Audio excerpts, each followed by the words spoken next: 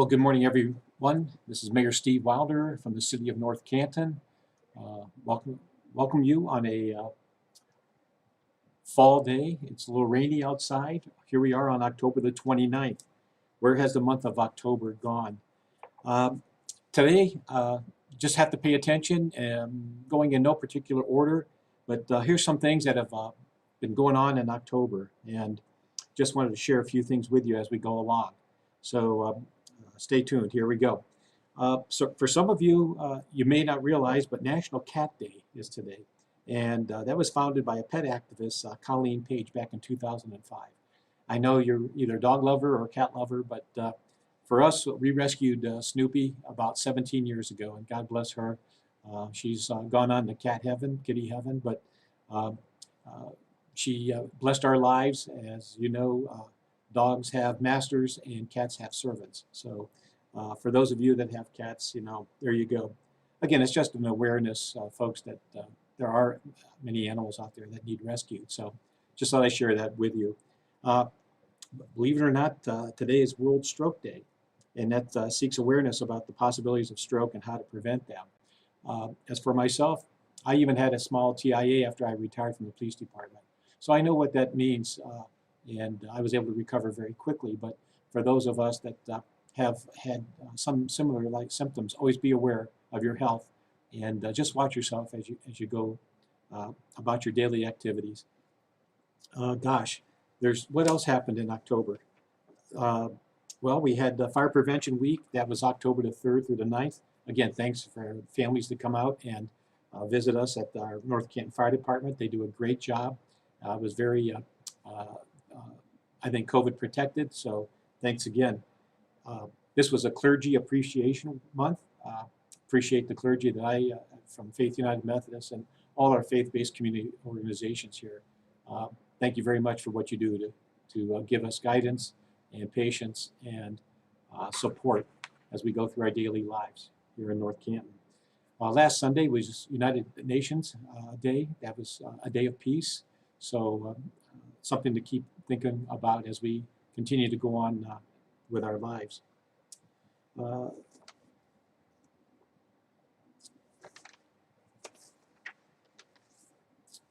I can go over it right now. Our national First Responders Day was the 28th. And, you know, for folks, you know, first responders, you know, dedicate their lives every day to save lives. And there are people who run towards crises, and while the rest of the world flees. According to the Department of Homeland Security, 4.6 million career and volunteer first responders support the communities they live. If you're not aware, they are firefighters, police, and emergency medical technicians, personnel, EMTs, and paramedics, and 911 operators. In an emergency, they're the first on the scene, and these dedicated professionals answer the call when a crisis arises, often putting their own lives on the line. I want to commend our first responders here for all that they do to keep our community safe and taken care of. Unfortunately, you may not know this, but according to the CDC, 97 firefighters and 155 police officers die each year in the line of duty. Again, often these very people saving lives are our neighbors, our friends, and our family members. And their families know the price they pay for their dedication to the job. Again, I just want to thank our first responders. We take great pride in the service that we provide, and I can't thank them enough for what they do, how they continue with their training and putting their experience and their lives on the line to save others. So thank you very much. I'm also pleased to announce that I want to congratulate our police chief, Frank Kemp Jr. Chief Kemp just completed the what we call the Trilogy Award, and that's through the FBI. It's the Supervisor Leadership Institute of Command Leadership and Executive Leadership Institute. And that is a supervisor or a senior leadership institute program. And it took several weeks to complete this, but he successfully completed his work. And the Command Leadership Institute focuses on to provide real-life, contemporary best practice strategies and techniques for those aspiring to command level assessments. And that is his position here as our leader for our police department. So I just want to congratulate Chief Kemp on this wonderful accomplishment to help him do his job and perform better, not only as a professional, but also as a better person. Thank you. I can't thank you enough for leading our police department as you do. Congratulations on receiving the FBI Trilogy Award. Folks, just so you know, there's no council meeting this coming Monday, November the 1st. The Civic Center is a polling place, and they'll be setting up our location, so they'll be setting up. So there'll be no council meeting on November the 1st. The next council meeting will be November the 8th at 7 o'clock at the Civic Center. Trick or Treat in North Canton, again, is going to be 3 to 5 this Sunday. And just so you know, if any of our neighbors are listening, Lake Township is also 3 to 5 this Sunday. Jackson Township is going to be 3 to 5. This is all on October the 31st. And our friends in Canton is 3 to 5. Also, just so you know, at the Dogwood Park from noon to 8 o'clock, that's on Saturday, October the 30th, at Dogwood Shelter at 241 7th Street there, northeast. I believe Allstate is sponsoring a kind of a Halloween event, and you can wear costumes, and it's free. It's a fall fun event that includes candy, games, food, and prizes. So that's from noon to 8 on Saturday, October the 30th at our Dogwood Shelter, Dogwood Park. You know, also happening this month was, again, I had the pleasure to be a part of the Akron-Canton Airport anniversary. They, let's see, that was their 75th anniversary. The airport was dedicated October 13th, 1946. That's when they first opened their doors. And like many of you, I have flown out of Akron-Canton Airport. If you haven't been up there, folks, the renovations are absolutely beautiful. Getting through TSA was very easy. Just come prepared, okay, with your ID and your facial covering. But what Renee and Mr. McQueen and Fred Crum have done over the last years have just done wonders. So again, had an opportunity to celebrate their 75th anniversary there in October. Also, for our Hinduism community, I just wanted to recognize them. Once again, October was a recognition month to recognize their culture and history, and traditions and achievements, and their contributions of what the Hindus have should be recognized and celebrated in our country, let alone here in our community. Thank you all of that of the Hindu faith and belief and spirituality for bringing your traditions here and blending them here with the country of the United States. So thank you for Hindu Heritage Month again.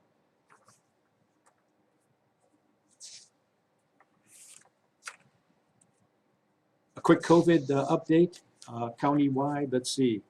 Countywide, about 60% of our population has been vaccinated. That would be of the eligible age.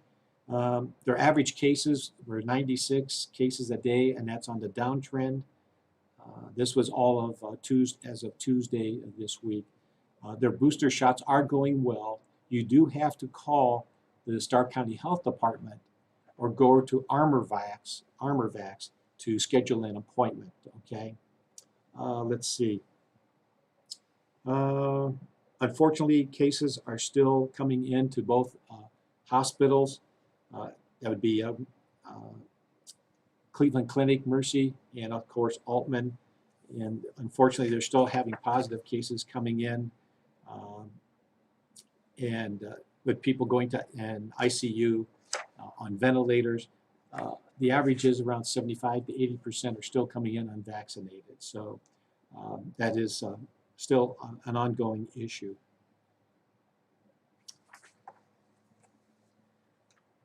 If you want to schedule an appointment with the Stark County Health Department, Once again, you can call their phone number 330-451-1681 or Armor Vax, ARMORVAX.com to schedule your appointment. And last I know, they're still only issuing BioNTech booster shots. Folks, I want to recognize one of our school crossing guards, Jeff Cotter. His guard post is at South Main and Bactel. Sometimes he has to float around a little bit, but he's a 3-year veteran of as a school crossing guard through the North Canton Police Department and for our North Canton City Schools. I just want to thank him and all our school crossing guards. As the weather's going to be changing, okay, please, folks, if you're listening, give them the respect and safety that they deserve in crossing our school children or other pedestrians at our intersections. Real quick, we have school crossing guards at North Main and Charlotte, at the Square, the St. Paul's crossing by right across from the YMCA.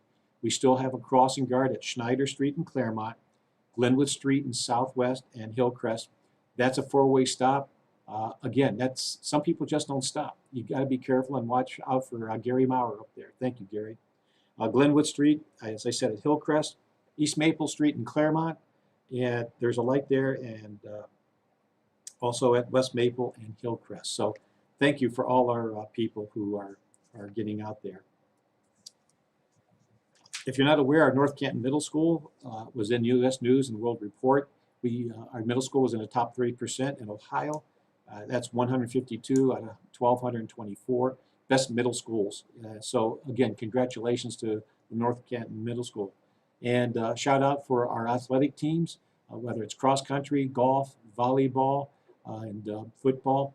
I'll see you tonight, rain or shine. I'm going to the Hoover game, playoff game tonight at 7. So good luck with our football team and our tennis team. Thank you very much for our doubles and of course Tess Booker finishing 4th. A lot of pride and spirit for our North Canton student scholar athletes. So way to go, everybody. Let's see.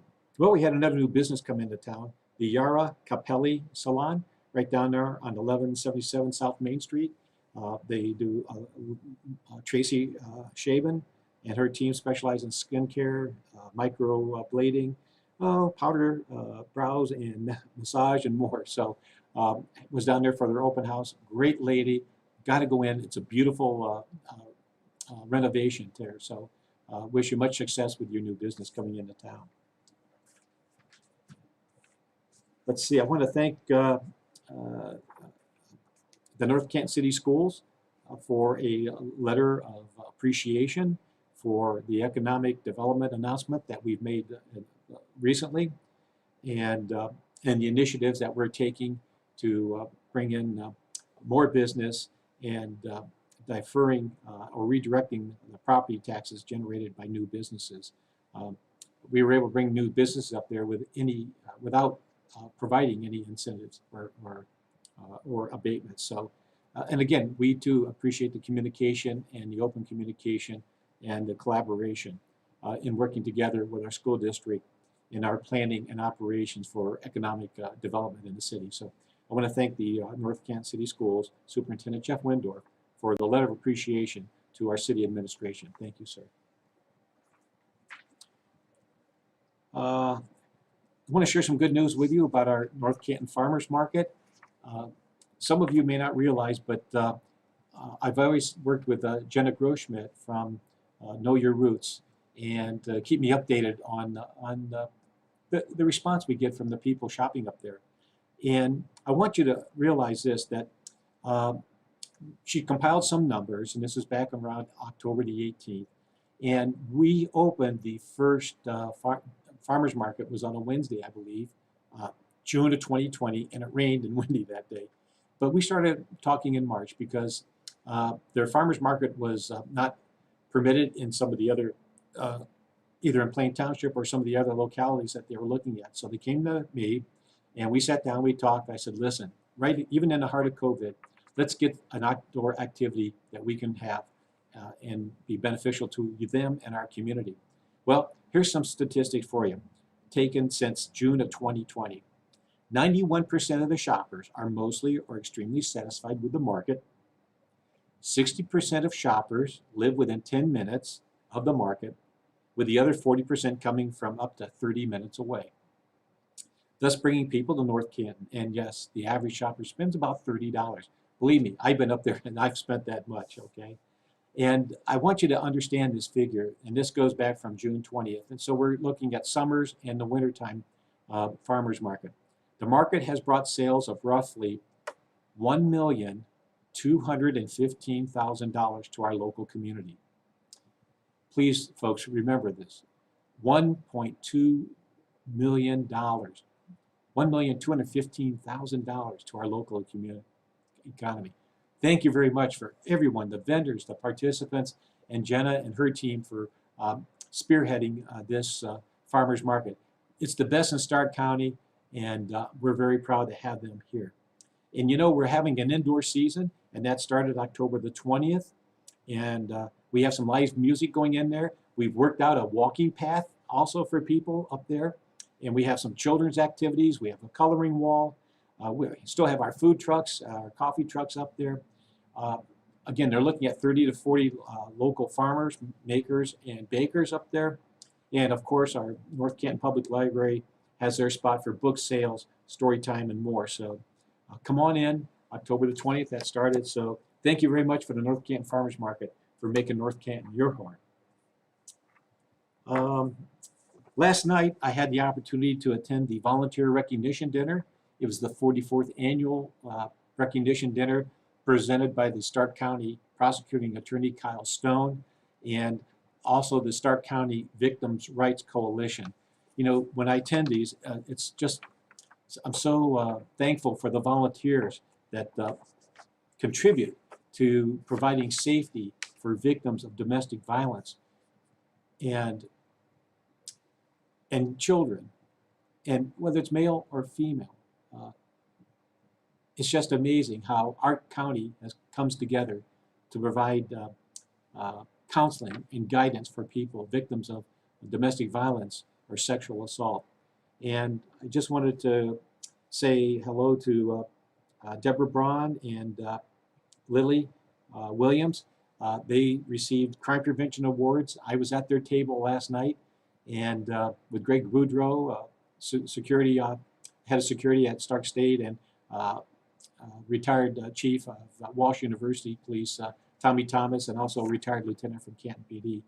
We had a great table, great visit, but and all to the other people who received honors in the Above and Beyond Volunteer Service Award, the Voices of Victims Award, and the Victims' Rights Coalition Appreciation and Outstanding Public Service Award. Congratulations to all those. And Kyle, thank you for continuing with this event. It's very meaningful for our Stark County services. Oh, let's see here.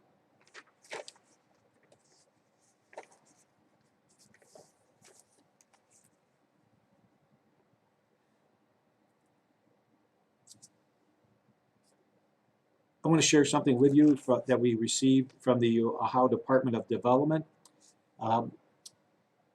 Back in several months ago, I met in June with the State Representative Scott Olslager here at City Hall, and see how we could help get some movement or funding for helping us with the Diebold-Nixdorf project and the area up here by the Hoover District. And in regards to community development, especially some type of financial initiatives that we can do for the reconfiguration of Charlotte Street and North Main Street. And with his help, we were able to, in August, we were able to coordinate a meeting at the North Canton Civic Center with the Stark County Economic Development Board CEO, Ray Hexamer, Daryl Revolt, Councilman Daryl Revolt. He's chair of our Economic Development Committee, myself, Mr. Diorio, Patrick from our city administration, and Glenn Richardson from Managing Director of Jobs Ohio and Team NEO and his team. And so we made a pitch to them requesting or seeking any financial assistance for this public roadwork development project for Diebold-Nixdorf and the surrounding area that we have up here. So folks, I have some good news to report to you. we have been awarded a $500,000 grant, and I'll read it for you right here. The Roadwork Development 629 grant provides funding to the City of North Canton for public roadway improvements, including engineering and design costs related to the job creation and retention project of Diebold. Funds are available for projects primarily involving manufacturing, research and development, high technology, corporate headquarters, and distribution activity. So I'm pleased to report that we are being awarded a $500,000 towards that redevelopment project for Diebold next door. So how cool is that? That is really, really good. I think I mentioned a few things about our North Canton City Schools, about the middle school, our athletic teams, and I thought I had one more thing here. Oh, I just wanted to compliment Addison Kern, Nicholas Pepper, and Gracie Ford. I attended the art exhibition that was held at the Goodwill campus, the Ken Weber campus, Goodwill Industries in downtown Canton. And I think, yes, it was Addison received an honorable mention for her youth artwork. So it's down there. It'll be on display through October 26th through December 31st. So congratulations to our art students and Chris Treiner for spiriting that event also. Their artwork is really, really good. And also was a good friend of ours. Well, Diane Belfiglio. I think she had one of the best of shows. So Diane, congratulations to you, one of our local artists that we have here in town. So with that,